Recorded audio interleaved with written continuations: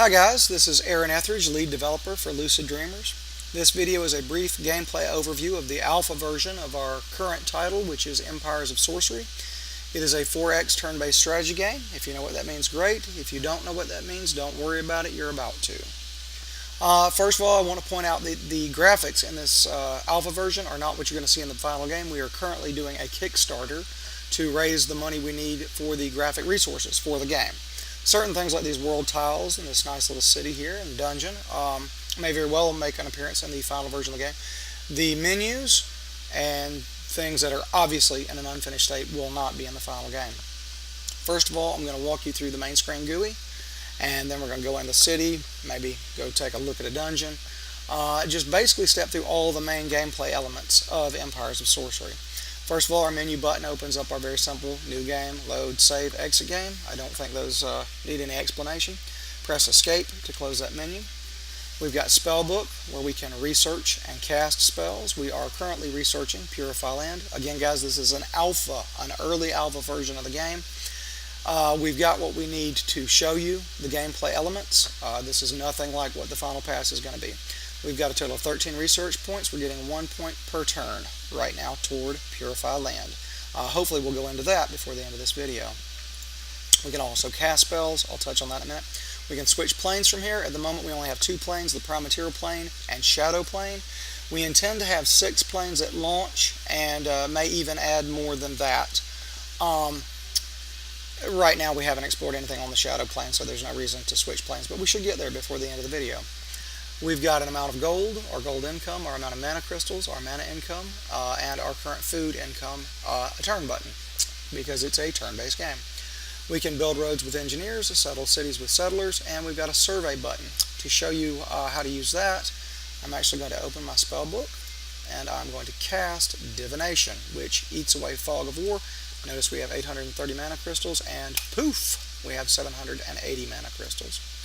We click survey, bring up our little magnifying glass. If you look over here, the surveyor info is showing us what a city built here is going to be like for a human population. Undead can't live on the Prime Material plane without first corrupting the land. Again, we'll go into that a little bit later. But you can use the survey button to find out, what's the most profitable area for you to build a town. If you get too close to this other town, you'll see you can't build here. But you move away and it shows you, where the limit is that you can build. That's enough on the survey button for right now. We're going to go ahead and this is our starter town. You can tell it's ours because it has a blue flag, not a red flag. Eventually, guys, you'll be able to choose your color. And the enemies will have more than just red. There'll actually be different factions and AI opponents. None of that is in place right now. Right click on that brings up our city overview screen. We've got the randomly assigned name right now, that it is Highmen is the race. Right now there are Highmen and Undead are the only 2 races in the current alpha. Our current population, our population growth, what our max population is, how many farmers we've got assigned, workers, this is for researchers, this is specialists. Specialists have not been implemented yet. You've got an overview of the resources, the gold this town produces, food, production, research, and mana. And you see we can take some of these guys that are producing and actually put them on research. Trade goods is updated accordingly, which I'm going to leave trade goods right there. I've got a big enough army that I'm kind of running, well, I would be running in the negative without trade goods. And I don't have a lot of spare gold right now. Either way, we're going to click this change button, which allows us to change what we're building. I'm not going to change it at this moment in time, but we're allowed to build buildings, and it will tell you what each one of them does if you click it. We can also build different units depending on what buildings we have available. As I say guys, filler graphics, keep that in mind. We've already built our army, so I'm just going to cancel that. There is a build queue here, and you can add things to it and remove things from it, but we don't need to do that right now. We're just going to cancel. To access this army, I can either click any of these guys or right click over here. This brings up our army split screen, which you're going to see a lot in this video more than likely. The little boot represents that these are land walkers. I'm going to address that in a moment as well. But for right now, these are all selected and you can turn them off. When you right click an army, it assumes you want to take the army out of the city. You've got to clear all and select all here. But either way, we click OK. That's the army on the world tile. We're going to move toward this dungeon. We are not going to enter it yet. They can be very dangerous. you'll notice it updates our movement. As long as you've got movement points left, you're allowed to take one final step. Whether or not that would eat up all your movement points. We're going to go ahead and click the turn button. Alright, before we get in battle, I'm going to right click this. Here again, I'm going to bring up our army separation screen. I'm going to save the settlers actually. We'll turn everyone off but the settlers and make them their own little army. Move them up here. Then we'll, no, we don't want to merge those two armies. I'll show you that in a moment. I also want to pull our engineers out separately. And we'll just move them here. Alright. Now, and I'm right clicking to bring up the split screen, by the way.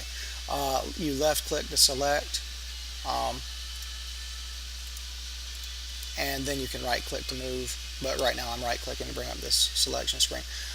We've got George, which is our hero. That's a special unit type that will eventually be able to equip things like, you know, artifacts, and all of them will eventually be able to gain levels. They can't do that right now, but either way, we're going to split this army in two.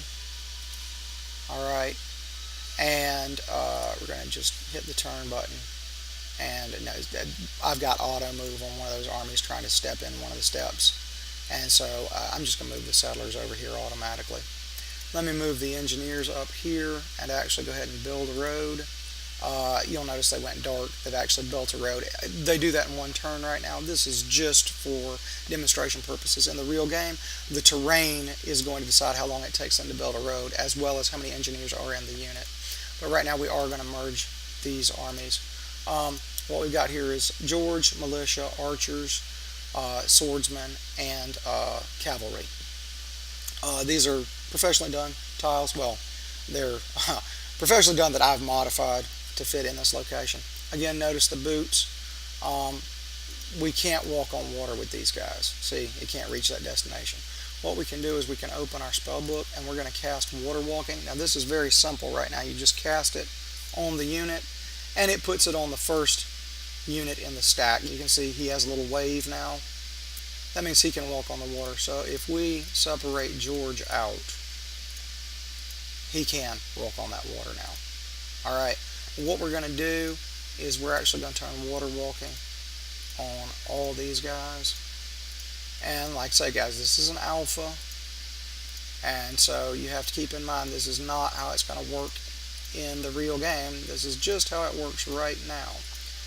Alright, and we're going to merge those armies. Now if we look at them, they're all water walkers.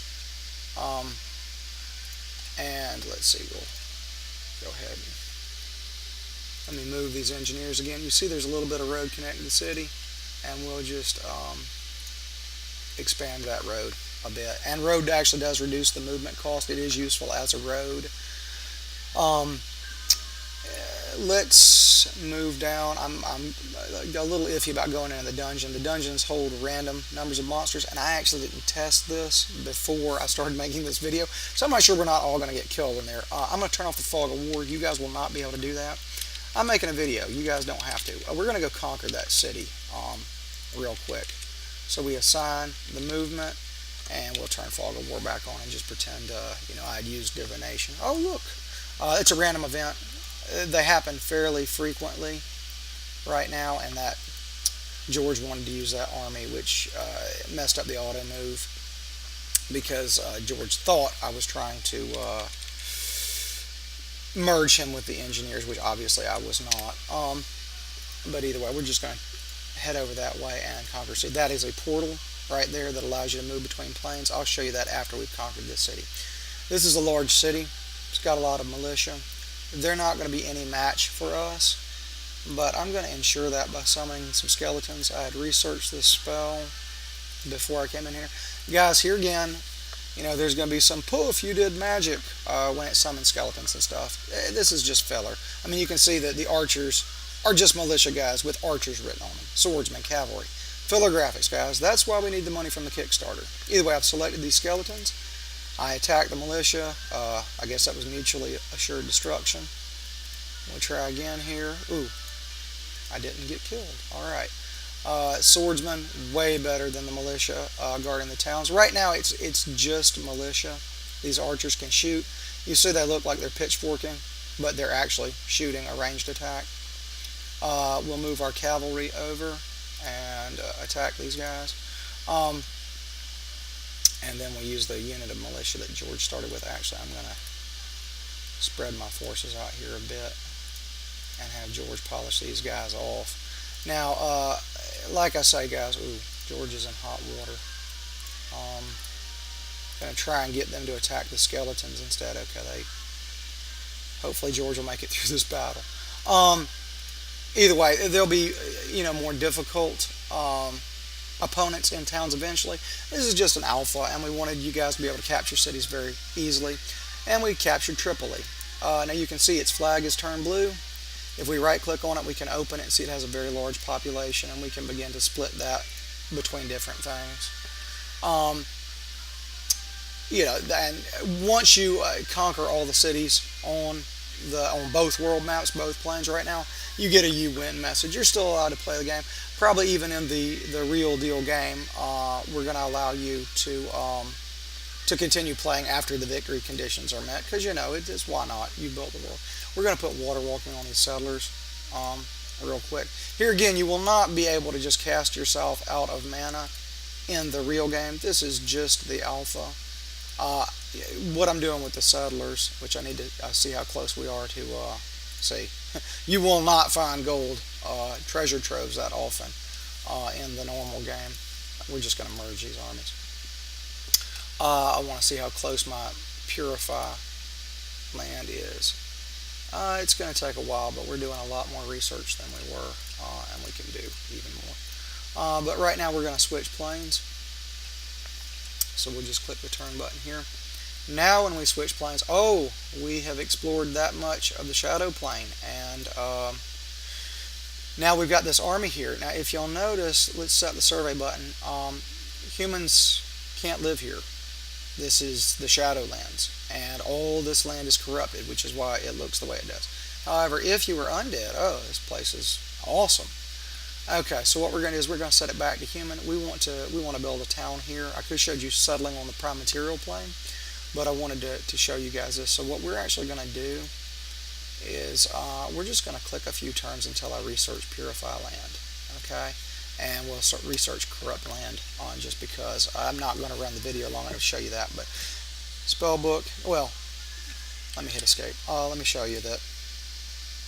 Right here is where I'm looking at building the town. Actually, I'll build it right there. You can't, no humans can live here. Okay, so we turn survey off. We go to spell book and we cast purify land, and there we go. That land is purified. Now if we do the surveyor, it's not a good human town at all, but we can build there. So let's see if it's going to let us settle this town. And yes, it did. It's got a red flag on a town you settle. That was just an oversight that made it into this alpha version.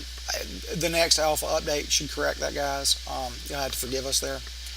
Random name is still assigned, and it starts out with a population of 1,000, and it automatically puts the escorting army in the army of that city. Now, if we explored the Shadowlands, I'm going to turn Fog of War off again and let you guys see. See, there are other cities to conquer. There are dungeons. I'm going to run in one of these dungeons and probably wrap the video up with that, because it's going to get me killed. If you guys didn't know, these planes are procedurally generated, and so you never get the exact same thing twice. But either way, let's go back here and run up in this dungeon, and we'll just kind of end on that note. As you can see, a load of skeletons. And I could probably beat these guys if I try, but what I'm going to do is I'm just going to turn through and see how the battle just kind of naturally plays out. As you can see, the AI is very simple at this point. It charges the nearest enemy and attacks. And, if these were skeletal archers, it would have been over by now, because they'd have all just shot directly at us, and we wouldn't survive. Defeating dungeons right now, which obviously our forces have been defeated. Defeating dungeons get you gold. In the long run, it'll get you a bunch of different rewards. But either way, this is a basic overview of the gameplay as it stands right now in the alpha. In the long run, you're going to be able to build artifacts to equip heroes with. Units are going to gain levels. There are going to be AI opponents that you're competing against. There will be a bunch of different world-changing spells where you can actually, basically terraform the planet, not just purify the land or corrupt the land, but actually change the way the land is, making plains or mountains, filling in oceans with land, doing basically whatever you want. Fighting AI opponents. We're even thinking about doing multiplayer gaming with, basically like postal chess, turn by turn. A lot of things are going on. We're actually talking about where the game is going to go on our forums, because it's not just community funded, it's community developed. Either way, this is a brief overview of the gameplay. You guys can download the alpha, take a crack at it yourself. We plan to make a series of short gameplay videos explaining exactly how to click what, if we need to. I think this video explains a lot of that, but we may do some gameplay videos. Either way, keep an eye on us, watch our YouTube channel, come by the forum, see what we're talking about.